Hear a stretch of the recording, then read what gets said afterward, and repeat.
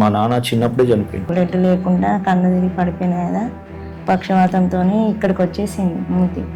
మాట మొంకర పోయి ఇంకా మాట లేదు అసలు. మేము తిరగని దేవుళ్ళు లేరు, తీర్థాలు అవన్నిటికీ తిరిగేవాళ్ళం. అట్లాగా చాలా మేము ఆస్తు అంతా పోయినాయి.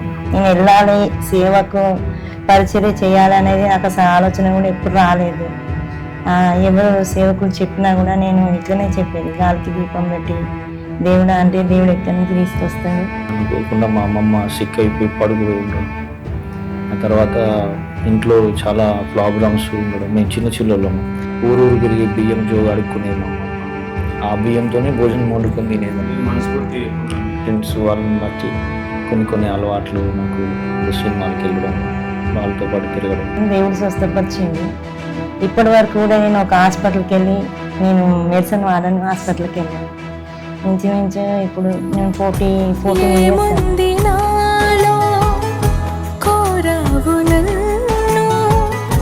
దీవించిలలో ఘనపరచిన